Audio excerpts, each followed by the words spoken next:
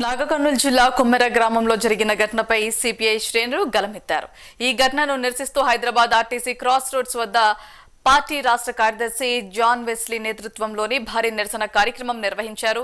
కుమ్మెర ఘటన అత్యంత దురదృష్టకరమని, గ్రామాల్లో శాంతి భద్రతలను కాపాడటంలో ప్రభుత్వం పూర్తిగా విఫలమైందని జాన్ వెస్లీ విమర్శించారు. బాధిత కుటుంబానికి ₹1 కోటి ఎక్స్గ్రేషియా ప్రకటించి కుటుంబంలో ఒకరికి ప్రభుత్వ ఉద్యోగం కల్పించాలని డిమాండ్ చేశారు.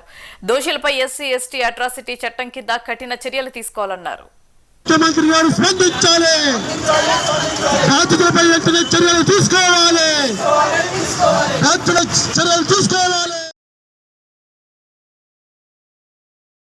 మహేందర్ గారు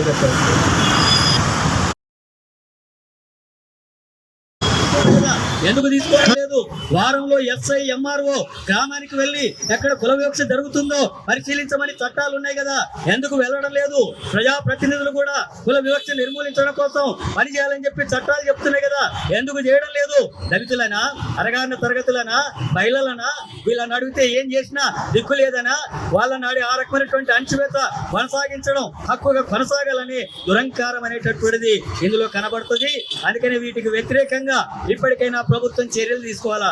అలాంటి చర్యలు తీసుకోకపోతే, చట్టపరంగా వాళ్ళని శిక్షించేందుకు చర్యలు తీసుకోకపోతే సిపిఎం పార్టీ భవిష్యత్ కార్యక్రమానికి పూనుకుంటుంది. ఈ రోజు కేవలం నిరసన వరకే పరిమితమయ్యేటటువంటి అంశం కాదు ఇది. ప్రభుత్వం స్పందించి నాగర్ కర్నూలులో కుమ్మెర గ్రామంలో చట్టపరంగా చర్యలు తీసుకోకపోతే తప్పకుండా దీని రూపం మారుతుంది. ముఖ్యమంత్రి కార్యాలయానికి ముందు కూడా బైఠాయించాల్సినటువంటి పరిస్థితి వస్తుంది. న్యాయం జరిగే వరకు ఈ పోరాటాన్ని కొనసాగించాల్సి ఉంటుంది. అలాగే ఆ కుటుంబానికి ఆదుకోవాల్సినటువంటి అవసరం ఉంది. వాళ్ళకు ₹1 కోటి ఆర్థిక సాయం అందించాలా, అట్లాగే ఇల్లు, భూమి, ఉద్యోగం తదితర సౌకర్యాలు కల్పించేటట్టుకు చర్యలు తీసుకోవాలా. కేవలం ఆర్థిక సాయం అందించడం అనేటటువంటిది ఈ ఉద్యమంలో ముఖ్యమైన అంశం కాదు. ఆత్మగౌరవం నిలబెట్టడం అనేది ముఖ్యమైన